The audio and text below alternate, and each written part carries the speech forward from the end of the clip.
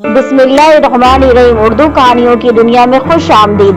कल मैंने आपको बताया था कि सौदागर की जान को देवू से बचाने के लिए एक बुजुर्ग ने निहायत ही दिलचस्प कहानी सुनाई, जिससे खुश होकर देवू ने उसका 1/3 खून माफ कर दिया। अब अगले बूढ़े की बारी आती है और उसने कहा, ऐ देवू, ऐ जिनों के सरदागर, आज मैं तुझे इससे भी दिलचस्प कहानी सुनाऊंगा और तू इसके बाकी का खून माफ कर देना। अब आगे की कहानी हम सुनेंगे।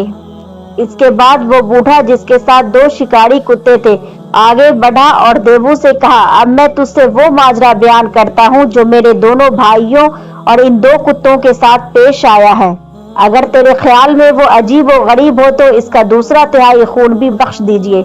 देवू ने कहा, अगर तेरा किस्सा भी वाकई अजीब व गरीब होगा तो मैं ऐसा ही करूंगा।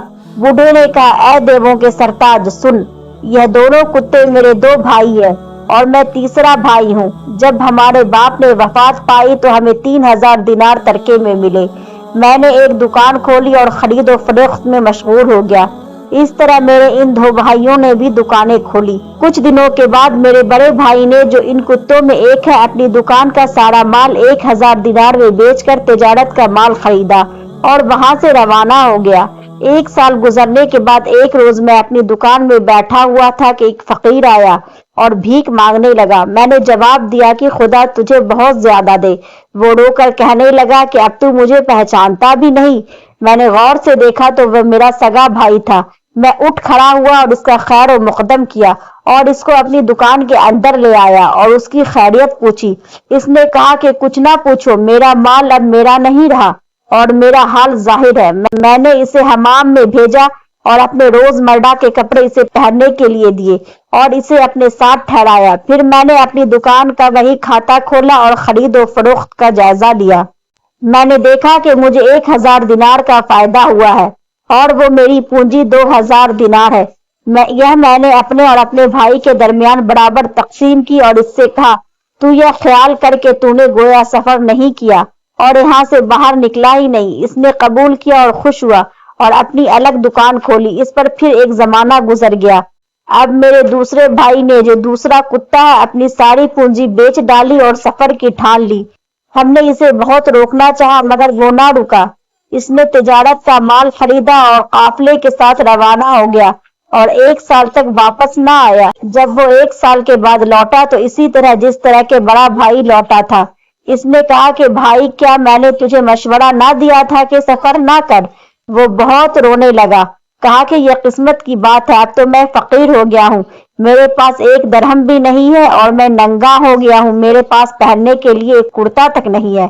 ऐ देवू, मैं इसे हमाम में ले गया और पहनने के लिए अपने रोजमर्रा के कपड़े दिए और इसे अपनी दुकान में लाया और हम दोनों भाई ने साथ बैठकर खाया पिया। इसके बाद मैंने कहा कि भाई, मैं हर साल के आखिर में एक बार अपनी दुकान का हिसाब करता हूँ। मेरे पास असर से जितना जायद होगा इसे अपने और तेरे दरमियान तकसीम कर दूंगा। ऐ देवू, यह कहकर मैं उठा और हिसाब किया तो 2000 दिनार जायद निकले। मैं खुदा का शुक्र बजा लाया। 1000 दिनार मैंने अपने भाई को दे दिए और 1000 खुद रखे। मेरे भाई ने फिर एक दुकान खोली और इसी तरह हम सब जिंदगी बसर करने लगे। फिर एक जमाने के बाद दोनों भाई मेरे पास आए और कहने लगे कि चलो हम सब सफर में चले। मैंने इनकार किया और कहा कि तुम दोनों ने सफर करने से पहले कौन सी तीर मार ली कि मुझे भी इस पर आमदा करना चाहते हो। मैंने इनकी बात ना मानी और हम तीनों ने अपनी अपनी दुकानों में खरीद और फरोख्त करते रहे। हर साल वो मुझे सफर की तरगीब देते थे और मैं राजी ना होता था। यहाँ तक कि 6 साल गुजर गए। अब मैंने इनसे सफर का वादा कर लिया और कहा कि भाइयों, चलो, मैं तुम्हारे साथ चलता हूँ, लेकिन पहले दिखाओ कि तुम्हारे पास कितना माल है। मालूम हुआ कि इनके पास कुछ भी नहीं है। वो सब कुछ फजूल खर्ची में गवा चुके हैं क्योंकि वो दिन रात खाने पीने और अय्याशी में मशगूल रहते थे। मैंने इनसे इनके बारे में कुछ ना कहा, बल्कि अपनी दुकान का हिसाब जांचा और सारा माल निकाला तो 6000 दिनार निकले। इस पर मैं बहुत खुश हुआ और मैंने इनसे कहा कि इन 3000 दिनार से हम तिजारत करेंगे। बाकी 3000 दिनार मैंने जमीन में गाड़ दिए ताकि अगर मेरा हाल भी उन्हीं जैसा हो जाए तो वापस आकर हम सब अपनी दुकानें फिर खोलेंगे।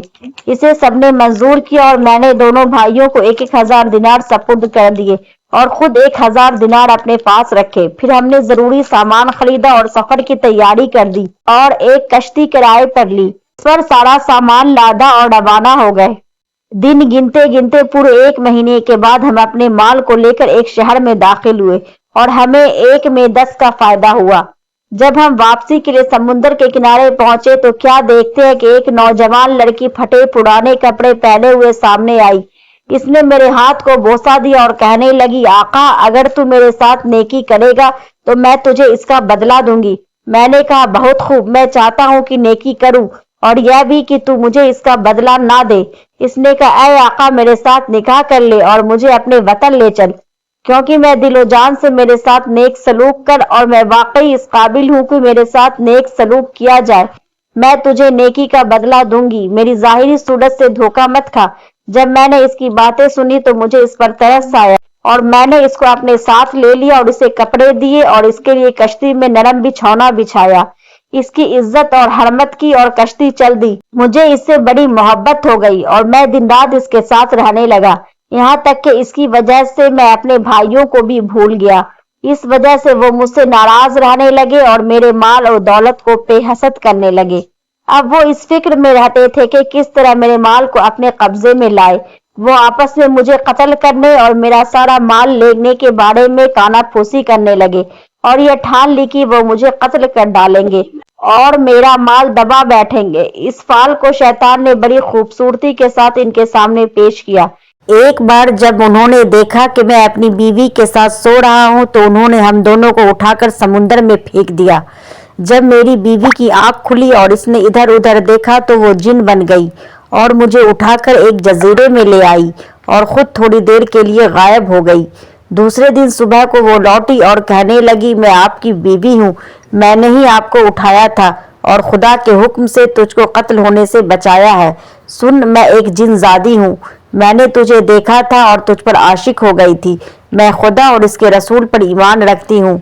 यही सबब है कि मैं तेरे पास इस वेश में आई हूँ जिसमें तूने मुझे देखा था और मेरे साथ निकाह किया था। देख, अब मैंने तुझे डूबने से बचाया है और तेरे भाइयों से सख्त नाराज हूँ और इनको मैं मारे बिना ना छोड़ूंगी। जब मैंने इसकी बातें सुनी तो मुझे सख्त ताज्जुब हुआ और मैंने इसका शुक्रिया अदा किया और उससे कहा कि मेरे भाइयों को कत्ल करना ठीक नहीं है। फिर मैंने इससे सारा माजरा बयान कर दिया जो मेरे और इनके दरमियान पेश आया था। जब इसे सब बातें मालूम हो गई तो इसने कहा, मैं आज रात उनकर इनके पास जाऊंगी और इनकी कश्ती को डुबो दूंगी और इनको मार डालूंगी। मैंने कहा, तुझे खुदा की कसम ऐसा मत करना, क्योंकि यह मिसाल है कि एक नेक किरदार बद किरदार के लिए खुद इसकी बद किरदारी काफी है और वो तो बहरहाल मेरे भाई है। उसने कहा, खुदा की कसम, मैं इन्हें बिना मारे नहीं छोड़ूंगी। मैंने आहिस्ता आहिस्ता इसका गुस्सा ठंडा किया और वो मुझे लेकर उड़ी और मेरे घर के छत पर ले जाकर उतारा। मैंने दरवाजे खोले और जमीन के नीचे से वो दरहम निकाले जो मैं दबा कर गया था।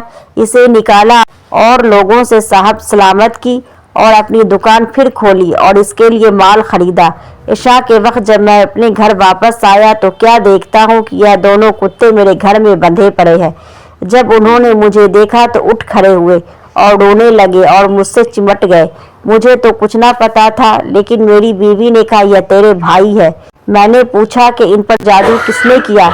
इसने जवाब दिया कि मैं अपनी बहन को बुलाकर लाई थी, इसने इन दोनों पर जादू किया है और यह 10 साल से पहले इस जादू के जोर से छुटकारा ना पाएंगे।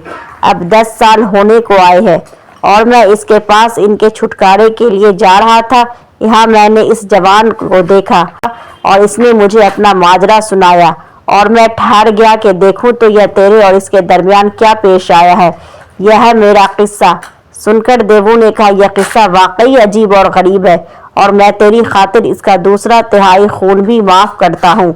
और इस तरह उस जिन ने उस नौजवान व्यापारी का दूसरा तिहाई खून भी माफ कर दिया। मोहतरम हजरात, हम आगे की कहानी इंशाअल्लाह कल सुनेंगे। अगर आपको मेरी ये कहानी पसंद आई हो तो इसे लाइक करें, शेयर करें और सब्सक्राइब करें।